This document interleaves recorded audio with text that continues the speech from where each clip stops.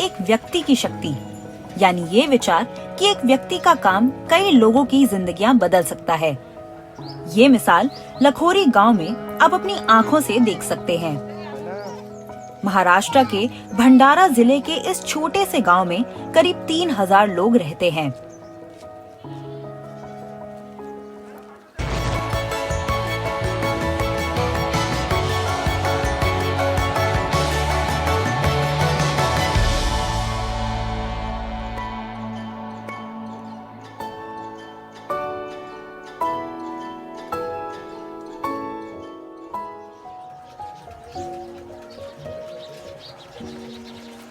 उषा सिलाई स्कूल उद्यमी वर्षा सिलाई सीखने के बाद मास्टर ट्रेनर बनी और फिर लखोरी गांव में सिलाई स्कूल खोला। उन्होंने बहुत सी और महिलाओं को सिलाई सिखाकर अपनी तरह आर्थिक रूप से स्वतंत्र होने की तालीम दी है। उषा सिलाई क्लास गाँव सिलाई का प्रशिक्षण अलग अलग गांवों में आयोजित किया जाता था और यात्रा करना एक चुनौती हुआ करता था। मैं या तो किसी के साथ उनके वाहन में जाती थी या ऑटो रिक्शे का इंतजार करती थी। इसमें बहुत समय लगता था। मेरे पास काम के साथ समय का प्रबंधन करना मुश्किल हो रहा था और इसलिए मुझे एक वाहन की आवश्यकता महसूस हुई। तभी मैंने गाँव में दी जाने वाली ट्रेनिंग के लिए फीस लेने के बारे में सोचा। मैंने प्रशिक्षण से लाभ कमाया और 1 महीने में 60,000 रुपये कमाए। मुझ में आत्मविश्वास आया और मैं अपनी परेशानियों से छुटकारा पा सकी। मैंने और पैसे बचाए और एक स्कूटर खरीदा। आज मैं उन जगहों पर जा सकती हूँ जहाँ मुझे काम मिलता है। मुझे बहुत सहयोग मिला और ये केवल उषा सिलाई स्कूल से ही संभव हो पाया। मैं घर पर ही कपड़े सिलती हूँ और घर का खर्च उठाती हूँ। मेरी मासिक आय भी अच्छी है। मेरी कमाई सरकारी नौकरी जितनी अच्छी है। मुझे अच्छा लगता है। खूब बरं वाटत है। वर्षा ने हुनर सीखने की अहमियत के बारे में बताने के लिए गांव और लखानी तहसील से कई महिलाओं को जमा किया है। लेकिन वर्षा सिर्फ कौशल और रोजगार के बारे में ही नहीं पढ़ाती, वो महिलाओं की और खासकर कामकाजी महिलाओं की सेहत की अहमियत भी उजागर करती हैं। यहाँ वो सबसे आह्वान कर रही हैं गांव में उषा के लगाए पहले योग शिविर में आने का। मैंने सिलाई का काम शुरू करने का सोचा, इसलिए मुझे वर्षा मैडम से मिली, उनसे सीखने की शुरू की। उन्होंने हमें ब्लाउज सिखाया है, पैटर्न सिखाया, अलग अलग ब्लाउज के नेट है, कुछ कप्स वाले हैं, कुछ अलग अलग वाले हैं, वो सिखाए हैं। हमारे पास ब्लाउज आते हैं तो हम मतलब हमें कुछ पैसे मिलते हैं, तो उससे हम अपने मम्मी पापा को मदद करते हैं। हमें उनको खुशी देखकर बहुत अच्छा लगता है। योग शिविर में शामिल होने के लिए सुबह सुबह लखोरी की महिलाएं स्थानीय आयुष केंद्र जा रही हैं। बरसों से उषा ने नौजवान और बुजुर्ग यानी सभी उम्र की महिलाओं के साथ भरोसे का रिश्ता बनाया है। इसीलिए उषा मास्टर ट्रेनर की एक आवाज पर लखोरी और बाकी तहसील की महिलाएं योग के लिए जमा हो गईं।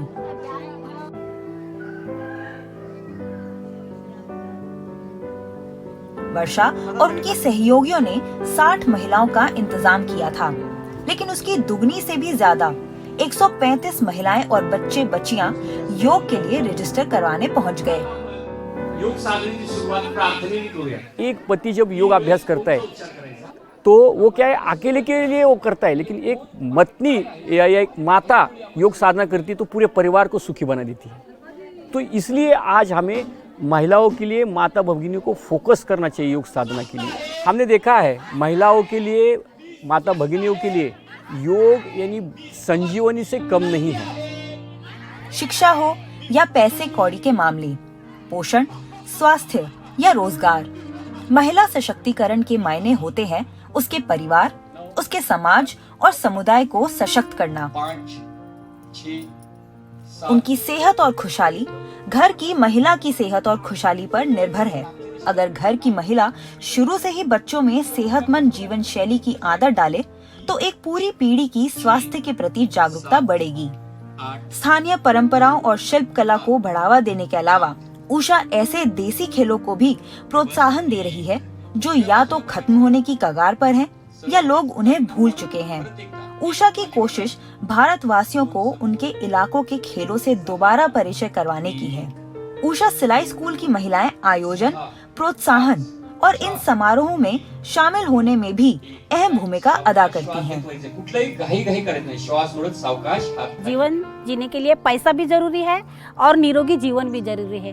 तो अपनी जीवन शैली अच्छी बनाने के लिए, सुंदर बनाने के लिए और निरोगी रहने के लिए हमेशा जो पैसा कमाएंगे हम योग करेंगे ही नहीं तो क्या हो जाएगा, वो पैसा वेस्ट हो जाएंगे डॉक्टर के पास, औषधि के पास। आणि योगामुळे जो ध्यान साधना आहे, आप योग करते समय ध्यान करते हैं जो आपको किसी भी मानसिक तनाव से छुटकारा दिलाने में मदद करता है।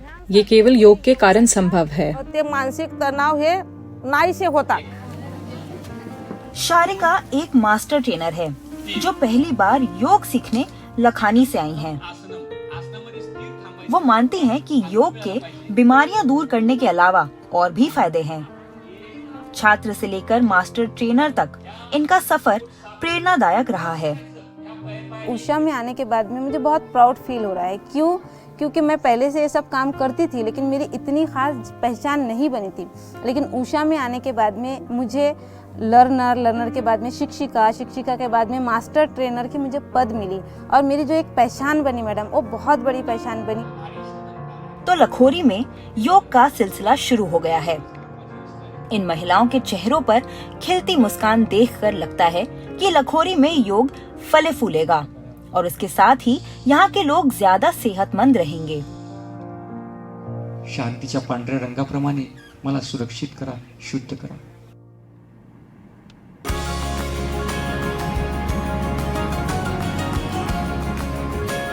कुरुक्षेत्र के अमातिर कन्या गुरुकुल की कोहरे में लिपटी एक सर्द सुबह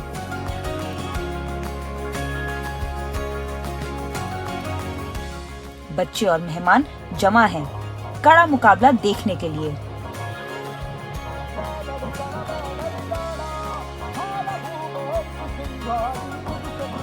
सभी एक आवाज में प्रार्थना करते हैं,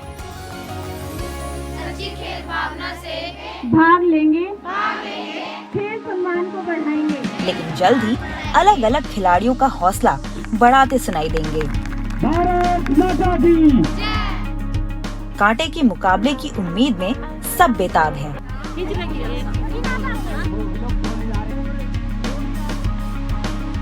उषा सिलाई स्कूल की महिलाएं भी खेलने के लिए तैयार हैं।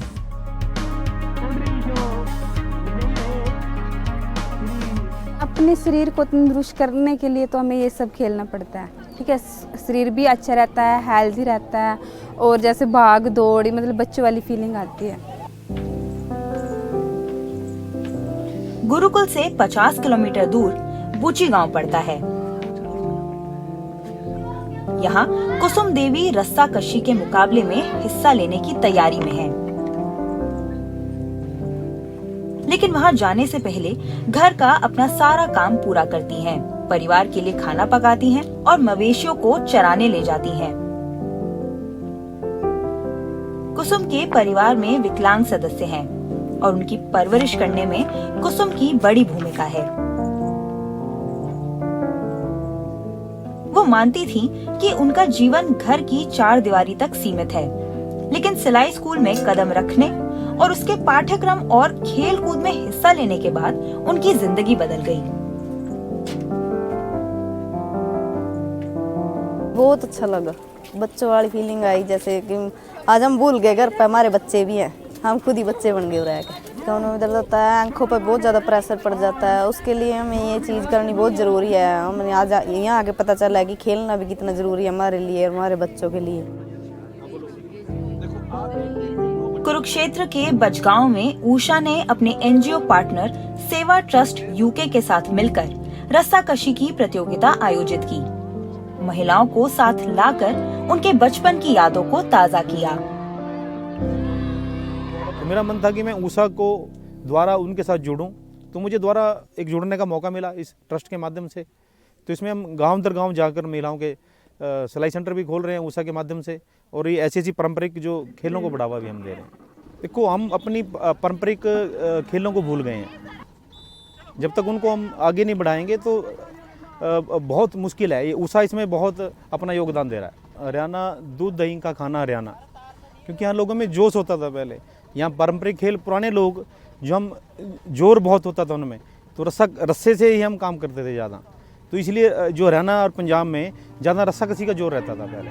तो यहाँ लोकल खेले हैं रस्साकसी हमारी। शोध से पता चलता है कि भारत में रस्साकशी की शुरुआत 12वीं शताब्दी ईस्वी में उस इलाके में हुई जो आज ओडिशा के नाम से जाना जाता है। कोणार्क के सूर्य मंदिर में तो एक शिला पर रस्साकशी के खेल का चित्रण है। 1900 से लेकर 1920 तक रस्साकशी ओलंपिक का भी हिस्सा थी और अब इसे फिर वहां शामिल किए जाने की कोशिश की जा रही है। वो कोशिशें जो भी रंग लाए, लेकिन यहाँ जमीनी स्तर पर इसकी लोकप्रियता बढ़नी चाहिए और ऊषा इसी क्षेत्र में सक्रिय रूप से काम कर रही है ताकि इन खेलों पर लोगों का ध्यान दोबारा केंद्रित हो। हरियाणा की भूमि ऐसी रही है, हरियाणवी शब्द एक बोले जोटे को भी उठा के पटक दिया करते थे हरियाणवी लोग, लेकिन आज वो लोग नहीं रहे क्योंकि उनका खान पान सब कुछ चेंज हो गया है। और कहीं ना कहीं इसको दोबारा लाने के लिए, इसी पोजीशन को दोबारा लाने के लिए रस्साकशी जैसे और कबड्डी कुश्ती जैसे खेलों को दोबारा ग्रामीण स्तर पर लाने के लिए एक दृढ़ संकल्प की जरूरत है। खेल किसी भी तरह का हो, वो लोगों को एक साथ लाता है। उसी तरह देसी खेल पूरे समुदाय को जोड़ते हैं। इन महिलाओं को उनके घरों से निकालकर रोजमर्रा के कामकाज से अलग लाकर जिंदगी की छोटी छोटी खुशियों का अनुभव देकर ऊषा मर्द और औरतों के बीच की गैर बराबरी को भी दूर कर रही है।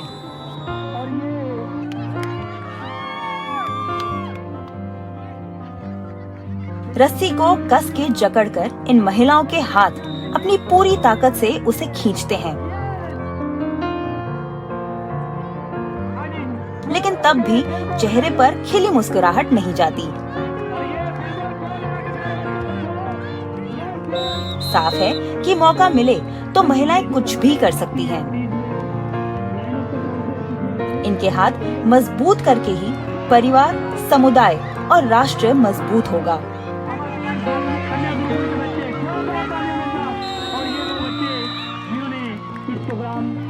अपना जोश दिखाया और विजयी हुए।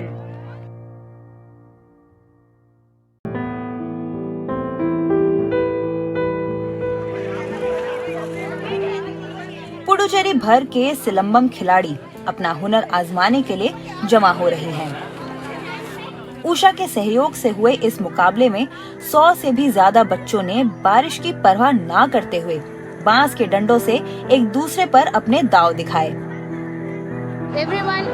दुश्मनों या बुरे लोगों से खुद को बचाने के लिए हर किसी को सिलंबम के साथ साथ जिम्नास्टिक्स भी सीखना चाहिए। मैं एक राष्ट्रीय खिलाड़ी बनना चाहता हूँ। सिलंबम स्वास्थ्य के लिए अच्छा होता है।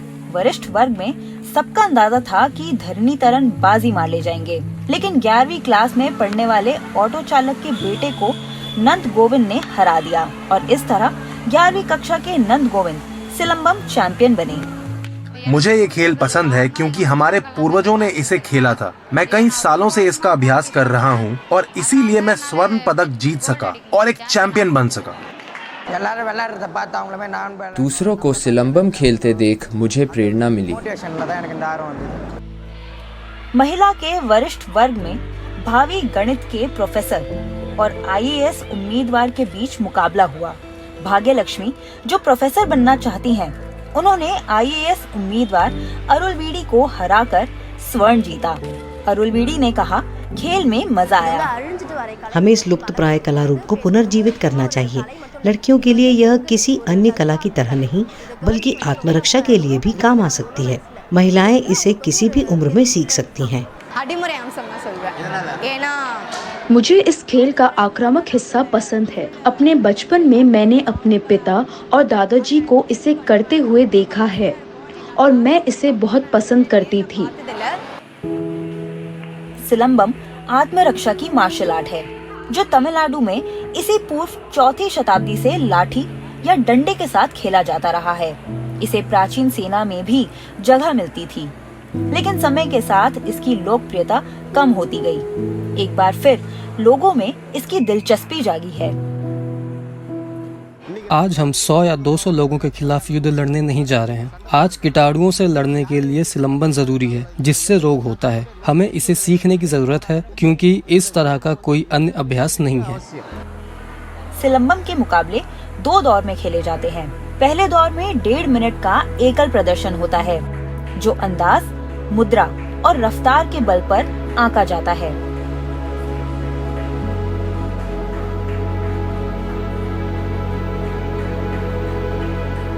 दूसरे दौर में विरोधी के साथ 3 मिनट की टक्कर होती है, एक ब्रेक के साथ। इसमें आकलन तकनीक पर होता है, जिसमें खिलाड़ियों को छूना भी शामिल है। डॉक्टर भास्करन, जो एक मेडिकल डॉक्टर हैं, उन्होंने 5 साल तक सिलंबम का प्रशिक्षण लिया और अब डॉक्टरी के साथ साथ रेफरी का काम भी करते हैं। आपको एक त्वरित विचारक बनना होगा, अपने पैरों पे तेज होना होगा, आपको खिलाड़ी बनना होगा। आप स्थिर नहीं रह सकते, आपको समय का ध्यान रखना होगा, कुछ भी हो सकता है।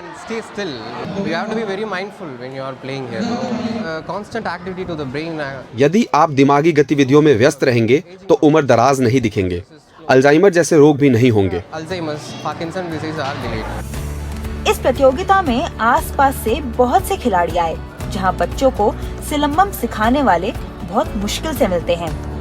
बहुत से लोगों की मांग है कि पुडुचेरी सरकार तमिलनाडु के तर्ज पर सिलंबम को स्कूल के खेलों में शामिल करे, ताकि स्कूल के समय के दौरान ही ट्रेनिंग और अभ्यास के मौके मिले। साथ ही कॉलेज में दाखिले और नौकरी के अवसर भी मुहैया हों। अब उम्मीद है कि ये अरमान पूरे होंगे।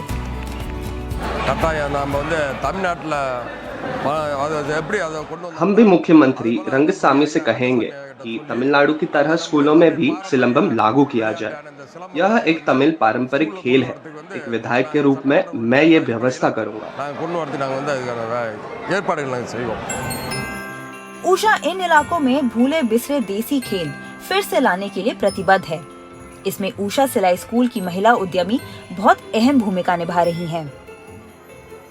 पुडुचेरी में भी महिलाएं बहुत जोश के साथ इसमें शामिल हुई। बहुत सी महिलाओं ने तो अपने काम से एक दिन की छुट्टी लेकर इसके आयोजन में मदद की। यह हमारी पारंपरिक कला है, इसे विलुप्त नहीं होना चाहिए। इस कार्यक्रम के जरिए बहुत से लोगों तक संदेश पहुंचेगा। आजकल लड़कियों में कई स्वास्थ्य संबंधी समस्या विकसित हो जाती हैं। मेरा मानना है कि अगर वे इस तरह की कला सीख लें तो सारी बीमारियां दूर हो जाएंगी। यदि हम सप्ताह में 2 घंटे इस पर काम करते हैं तो भी ये अवसाद को रोकेगा। उषा माओ के नाम से जानी वाली कुछ महिलाओं ने तो अपने बच्चों को सिलंबम में ट्रेनिंग दिलवाकर बांस के साथ अपने जौहर आजमाने भी भेजा। जो पुंगाथाई नहीं कर पाई, वो चाहती हैं कि उनकी बेटी को हासिल करने के सारे मौके मिले। जब मैं सिलंबम खेलती हूँ तो मैं बोल्ड महसूस करती हूँ। मुझे लगता है कि मुझे इसे खेलना रोकना नहीं चाहिए। मलखम से सटोलिया और ठांगता से रस्साकशी तक उषा स्थानीय गैर सरकारी संगठनों के साथ मिलकर भारत भर के इलाकों में पारंपरिक खेलों को बढ़ावा दे रही है। अरियान कुप्पम में कोई भी इस तरह से सिलंबम प्रतियोगिताओं का आयोजन नहीं कर रहा है। उषा सिलाई अधिक प्रयास करती है। ये पुडुचेरी के बच्चों के लिए बहुत मददगार है। सिलंबम प्रशिक्षकों, खिलाड़ियों और उनके माता पिताओं की दिलचस्पी से प्रोत्साहित होकर उषा ने तय किया है कि अब ये चैंपियनशिप पुडुचेरी में नियमित रूप से करवाई जाएगी। इस तरह के दिवसीय आयोजनों का समर्थन करते हुए आयोजकों के साथ साथ प्रतिभागियों को भी इसे देखने के लिए प्रेरित करेंगे, एक बेहतर इवेंट के रूप में, ताकि वे इसके महत्व को समझ सकें। पुडुचेरी में यकीनन प्राचीन द्रविड़ सामरिक कला सिलंबम को फिर से लोकप्रिय बनाने के लिए लोगों में जोश देखने को मिला है। उषा को उम्मीद है कि नौजवानों और उनके माँ बाप ने जो रुचि दिखाई है, उससे पुडुचेरी भारत के सिलंबम सर्किट का एक मजबूत स्तंभ बन जाएगा।